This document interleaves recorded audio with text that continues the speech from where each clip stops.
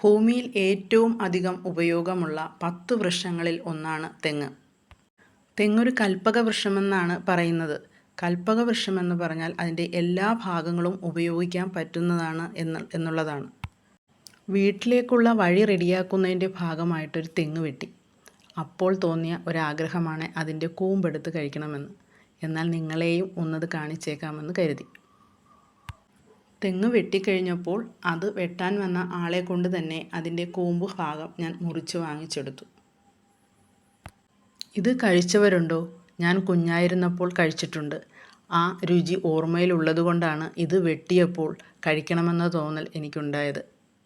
ഇതിൽ നിന്ന് കിട്ടിയ കരിക്കും പൂക്കലയും ഒക്കെ ഞാൻ മാറ്റിവെച്ചിട്ടുണ്ട്. തെങ്ങിലെ എല്ലാ ഭാഗങ്ങളും ഉപയോഗിക്കാൻ പറ്റുന്നതാണല്ലോ. ഇത് ചുരുള് പോലെയാണ് ഇരിക്കുന്നത്. ഇതിങ്ങനെ അഴിച്ചഴിച്ച് എടുക്കുകയാണ്.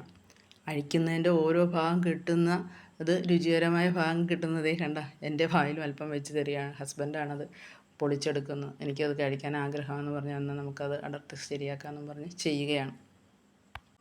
ഇത് എത്ര കഴിച്ചാലും നമ്മൾ മതിവരാതെ കഴിച്ചുകൊണ്ടേയിരിക്കും. കാരണം അത്രയ്ക്ക് സോഫ്റ്റാണ്. നാട്ടിൻപുറത്ത് ഭക്ഷ്യക്ഷാമം ഉണ്ടായിരുന്ന കാലത്ത് തെങ്ങ് മുറിക്കുകയോ പ്രകൃതിക്ഷോഭം മൂലം തെങ്ങ് വീണിട്ട് അത് മുറിക്കുകയൊക്കെ ചെയ്യുമ്പോൾ അതിൻ്റെ കൂമ്പെടുക്കാൻ കുട്ടികൾ ഓടിക്കൂടുമായിരുന്നുവെന്ന് അച്ചാമ്മ പറഞ്ഞു കേട്ടിട്ടുണ്ട്.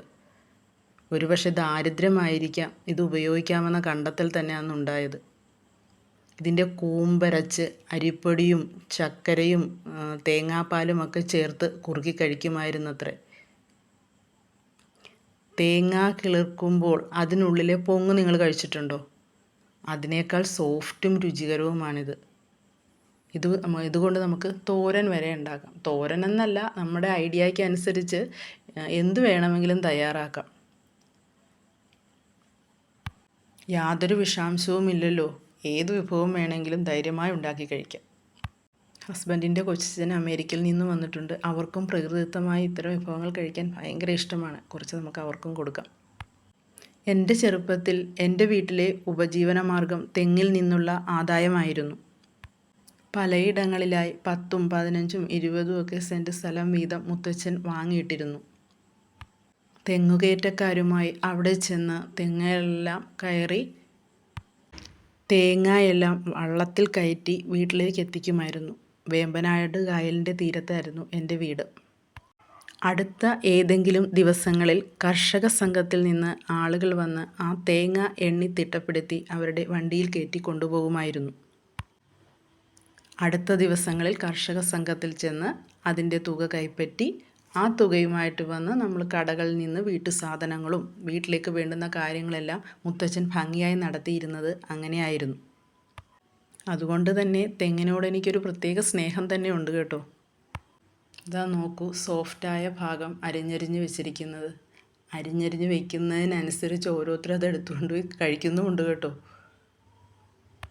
ഇത്ര സോഫ്റ്റാണ് തെങ്ങിൻ കൂമ്പ് എന്നുള്ളത് നമ്മളെക്കാൾ മുമ്പ് മനസ്സിലാക്കിയ ഒരാളുണ്ട്, ചെല്ലിച്ചേട്ടൻ. അതുകൊണ്ടാണ് ചെല്ലി അതിൽ കയറിയിരുന്ന് അതിൻ്റെ നീരെല്ലാം ഊറ്റി കുടിക്കുന്നത്. ഇപ്പോൾ തേങ്ങയ്ക്ക് ഭയങ്കര വിലയായി. വെളിച്ചെണ്ണയ്ക്കാണെങ്കിൽ അതിനേക്കാൾ വില. സാമ്പത്തിക ആവശ്യങ്ങൾ നിറവേറ്റുവാൻ ഏറെ ഉപകരിച്ചിരുന്നൊരു വൃക്ഷം തന്നെയായിരുന്നു തെങ്ങ്. 2 ദിവസം മുമ്പ് 2 തെങ്ങ് കൂടി വെട്ടിയിരുന്നു. അന്ന് വെട്ടാൻ വന്നവർ പറഞ്ഞത്, ചേച്ചി ഇതിൻ്റെ തേങ്ങ വേണമെങ്കിൽ ചേച്ചിക്ക് തരാം, പക്ഷേ ഇതിൻ്റെ കരിക്ക് തരില്ല എന്നാണ്. കാരണം കരിക്കിൻ വെള്ളം അത്രയും ഗുണകരമാണ്. തെങ്ങ് ചെത്താൻ വരുന്നവരെ അതിൻ്റെ തെങ്ങിൻ്റെ പൂങ്കുല ഭാഗത്ത് മുറിച്ച് മാറ്റിയിട്ട് ഇങ്ങനെ എന്തൊക്കെയോ കൊത്തി വെച്ചിട്ട് എന്നിട്ട് മൂടി വെച്ചിട്ട് പോകും. പിറ്റേ ദിവസം അതിൽ നിന്ന് ഊറി വരുന്നതാണ് അത്രേ കള്ള്. പൂങ്കുലയിൽ നിന്നാണ് അത്രേ ഇതിൻ്റെ കിട്ടുന്നത്.